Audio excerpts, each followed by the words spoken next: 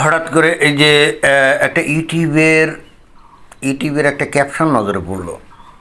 খুবই interesting caption, এবং এই ধরনের ক্যাপশন বস্তুত করা যায় যদি মানে বাংলাদেশের মানুষের জন্য করা যায়, কারণ বাংলাদেশের মানুষ প্রচণ্ড ধর্মান্ধ হলেও ইসলাম সম্পর্কে তো তাদের কোনো আইডিয়া নেই। তারা তো কোরআন হাদিস পড়েনি। এখন রমজান মাস চলছে, কোরআন পড়ে কি আরবি ভাষায়, আরবি ভাষায় পড়লে কি ওর মধ্যে কি লেখা আছে তা কি জানে নাকি, তা কি দেখে নাকি? আর হাদিস, এটা তো প্রশ্নই ওঠে না। ইসলাম বলতে এরা শুধুমাত্র ওই যে নামাজ, রোজা, হজ, জাকাত, তারপরে কুরবানি, ঈদ, ব্যাস। আর ওই শুক্রবারে গিয়ে মাঞ্জা মেরে ওই জামাতে নামাজ পড়ে। এই বাংলাদেশের সিংহভাগ যে সুন্নি মুসলমান আছে, তাই না? এরা তো সুন্নি মুসলমান। তো ইসলামের মেইন মোটা থাকে দুইটা অংশ, মানে দুইটা গ্রুপ, একটা হলো সুন্নি আর একটা শিয়া। বাংলাদেশের মানুষ সুন্নি হলেও এদের কিন্তু শিয়া মুসলমান সম্পর্কে কোনোই আইডিয়া নেই, একেবারে নট এ সিঙ্গেল আইডিয়া। যদিও ইদানিংকালে বাংলাদেশের অনেক আলেম ওলামা তারা কিন্তু শিয়ারা যে কত প্রকারের মুসলমান না, কেন তারা কাফির মুনাফিক এটা বলে, কিন্তু বাংলাদেশের সুন্নি মুসলমানরা এই কান দিয়ে শোনে, ওই কান দিয়ে বের হয়ে যায়। যাই হোক, মূল প্রসঙ্গে যাওয়ার আগে আপনাদেরকে বিনয়ের সঙ্গে অনুরোধ করতে চাই, আপনারা যারা নতুন দেখেন দয়া করে একটু সাবস্ক্রাইব করে সাথে থাকবেন, আর যারা সাথে আছেন তাদেরকে ধন্যবাদ। আপনারা সাথে থাকেন বলেই তো এই ভিডিও বানানোর অনুপ্রেরণা পাইতেন, আপনারা দেখেন বলেই বানাই।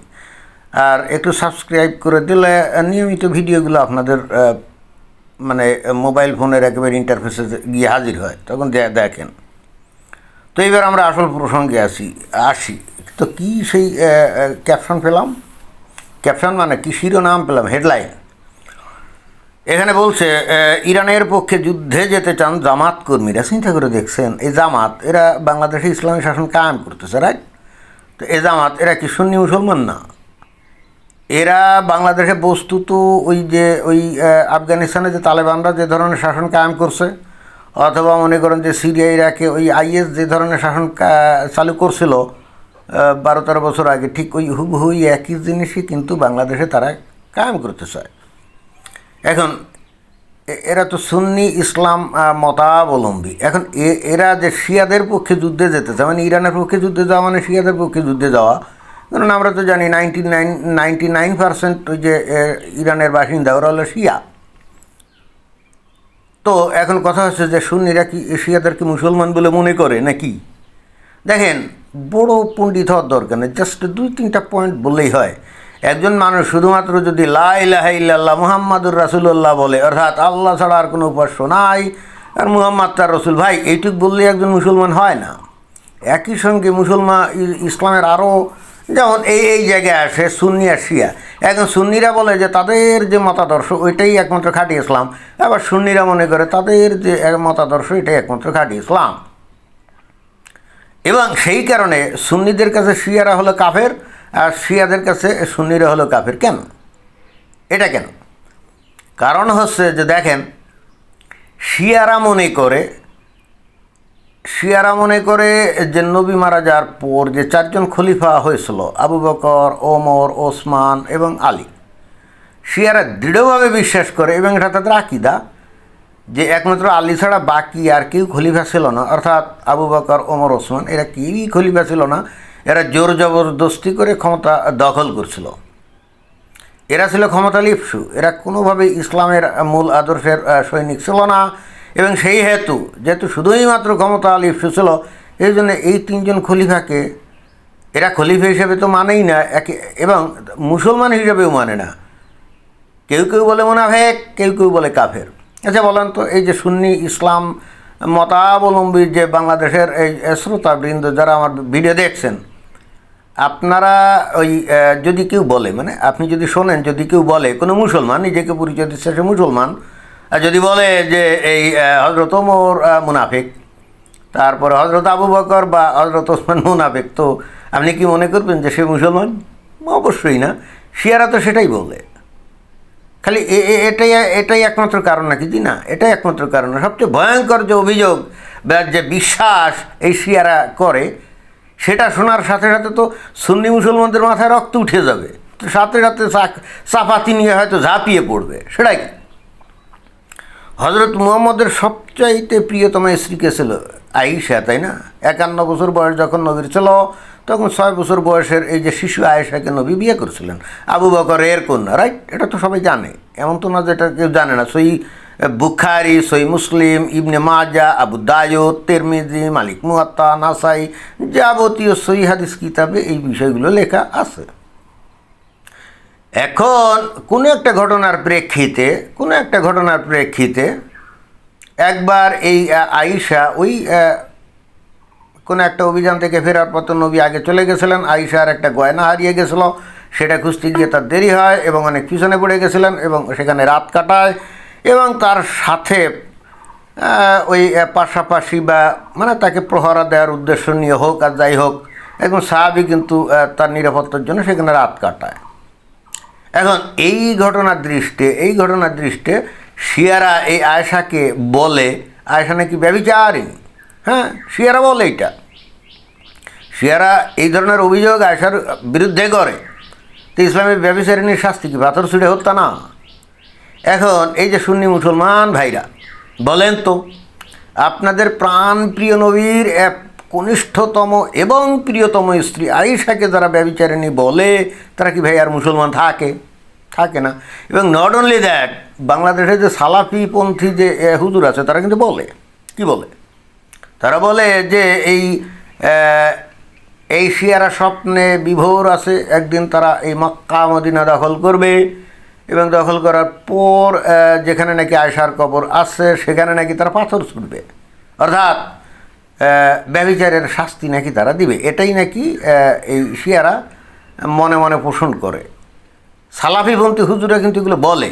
আচ্ছা, পাথর ছুড়ুক আর না ছুড়ুক, আয়েশাকে যে তারা ব্যভিচারিণী বলে, এটা কিন্তু একেবারে অকাট্য। এবং নট অনলি দ্যাট, এর চাইতেও ভয়ঙ্কর বিষয় হলো, মনে করেন যে ওই সুন্নিরা যেটা বিশ্বাস করে যে 4 জন খলিফা, তো 4 জন খলিফা নবীর বাণী কি, যে আমার সর্বশ্রেষ্ঠ উম্মত হলো আমার সময়কার সাহাবী, এবং তাদের মধ্যে এই আমার যারা নাকি খলিফা হয়েছিল, এই যে আবু বকর, ওমর, ওসমান, আলী, রাইট? এখন চিন্তা করে দেখেন, যদি কোনো মুসলমান সেই সময়ে, সেই 1450 বছর আগে যদি কোনো মুসলমান এই খলিফাদেরকে মানতে অস্বীকার করতো এবং খলিফার বিরুদ্ধে মনে করেন যুদ্ধ ঘোষণা করতো, অস্ত্র ধারণ করতো, তো সে কি আর মুসলমান থাকবে? খলিফাদের বিরুদ্ধে বিদ্রোহী হওয়া মানে তো ইসলাম ত্যাগ করা, তাই না?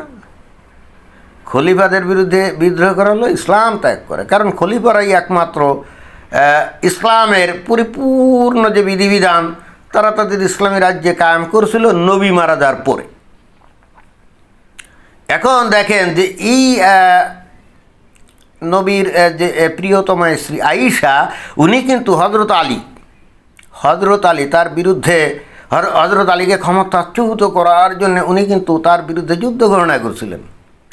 এবং একটা যুদ্ধ হয়েছিল যে যুদ্ধের নাম ইসলামের ইতিহাসেই যাকে বলা হয় জঙ্গে জামাল মানে উট, আর জং মানে যুদ্ধ, মানে উটের যুদ্ধ হিসাবে বিখ্যাত, যেখানে কিন্তু প্রায় 10,000-এর মতো মুসলমান মারা যায়, তার মধ্যে অধিকাংশ ছিল সাহাবী। তা আলী যে নাকি ইসলামের খলিফা, তাকে ক্ষমতাচ্যুত করে দেওয়ার উদ্দেশ্যে এই আয়েশা যুদ্ধ করলেন। তাহলে এরপরে এই আয়েশাকে কি আর মুসলমান বলা যাবে? বা আয়েশার পক্ষে যারা যুদ্ধ করছিল তাদেরকে কি আর মুসলমান বলা যাবে? এখন এই জিনিসটা কিন্তু আধুনিককালে এই যে জামাত ইসলাম সহ অন্যান্য আলেম ওলামা, এই যে সুন্নিপন্থী লোকজন, এরা জানে যে আসলে আয়েশা আর মুসলমান থাকে না, বা তার সাথে যে নামি দামি যে সাহাবী ছিল যেমন আল জুবায়ের, তালহা, হ্যাঁ, এরা কিন্তু অত্যন্ত নাম করা সাহাবী ছিল, তারাও কিন্তু আয়েশার পক্ষ হয়ে আলীর বিরুদ্ধে যুদ্ধ করেছিল। তাহলে এরা হচ্ছে আর মুসলমান থাকে না। এটা কিন্তু এই যে জামাত ইসলাম সহ বাংলাদেশের আলেম সমাজ জানে। এখন যেহেতু সাধারণ মুসলমানরা তো আসলে এই ইতিহাস এত পড়ে না, ইসলামের ভিতরকার এই গোপনের ব্যাপার স্যাপারগুলো এগুলো জানে না, এবং দেখবেন এই জন্যে কোনো জায়গায় এই আলেম ওলামারা কখনো উস্টের যুদ্ধ অর্থাৎ ওই জঙ্গে জামালের যুদ্ধ বা এই যে আয়েশা যে আলীর বিরুদ্ধে যুদ্ধ করছিল অর্থাৎ খলিফার বিরুদ্ধে যুদ্ধ করে যে মুরতাদ হয়ে গেছিলো, এইটা দেখবেন যে ঘুণাক্ষরে কোনো ওয়াজ মাহফিলে কখনো এরা বলে না। কেন বলে না জানেন? এটা বললে সাধারণ মানুষের মনে প্রশ্ন জাগবে, তা কী করে হয়? নবীর স্ত্রী, নবীর ঘনিষ্ঠতমা স্ত্রী, সাহাবী, উনিও তো একজন সাহাবী, তাই না? তো উনি কি করে এই আলীর বিরুদ্ধে মানে খলিফার বিরুদ্ধে যুদ্ধ করেন? আর যুদ্ধ যদি করে থাকেন, তার বিরুদ্ধে যদি বিরোধিতা করেন, তাহলে কীভাবে মুসলমান থাকে? এই প্রশ্নগুলো কিন্তু সাধারণ মুসলমানের মনের মধ্যে চলে আসে। এই জন্য অত্যন্ত সযত্নে এই বিষয়গুলো কিন্তু আলেম ওলামারা প্রত্যেকটা ওয়াজ নসিহতে কিন্তু এড়িয়ে যায়। কিন্তু তারপর এখন যে উটকো নাস্তিক সহ বিভিন্ন লোকজন আছেন সংশয়বাদী, এখন তো এগুলো পুড়ে টুড়ে এই মনে করেন যে অনলাইনে এসে অনেক প্রশ্ন করে। তো তখন এই আলেম ওলামারা কিন্তু বলতে বাধ্য হয়, এই বিষয়ের উত্তর দিতে কিন্তু বাধ্য হয়। নইলে সাধারণ মানুষ যা প্রত্যেকের হাতে স্মার্ট মোবাইল ফোন আছে না, সবাই তো জানে ঘটনা, মানে অনেকেই তো জানে। তো তখন ওরা কিন্তু বাধ্য হয় উত্তর দিতে। তখন এসে বলে ওই মুয়াবিয়ার ষড়যন্ত্রে এই আয়েশা অমুক করছিল, হ্যান করছিল, ত্যান করছিল, মানে দোষটা আর একজনের উপর চাপাই দিয়ে বিষয়টাকে বৈধ করার চেষ্টা করে। আরে মুয়াবিয়া যদি ষড়যন্ত্র করেও থাকে বা অমুকে ষড়যন্ত্র যদি করেও থাকে, কিন্তু এই নবীর স্ত্রী উনি কি জানেন না যে খলিফার বিরুদ্ধে বিদ্রোহ করা মানে ইসলাম ত্যাগ করা, মুরতাদ হয়ে যাওয়া? এখন কে ষড়যন্ত্র করলো আর সেই হেতু একেবারে নবীর স্ত্রী যিনি নাকি সর্বশ্রেষ্ঠ সাহাবীও বটে, তিনি এই ধরনের কর্মকাণ্ড করবেন, এই জন্যে ওই একজন ষড়যন্ত্র করছে বলে এটা বৈধ হয়ে গেল? ভাই এটা তো কোনো ব্যাখ্যা হলো না, তাই না?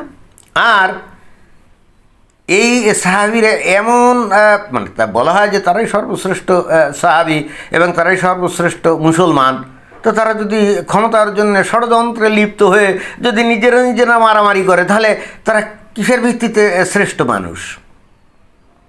তারা যদি নিজেরাই যদি ষড়যন্ত্রের শিকার হয়, বুঝতে না পারে এবং নিজেরাই মারামারি করে, তাহলে কি মানে কি হলোটা কি? মানে এটার কোনো মানে এটা জাস্টিফিকেশন করা যায় এভাবে?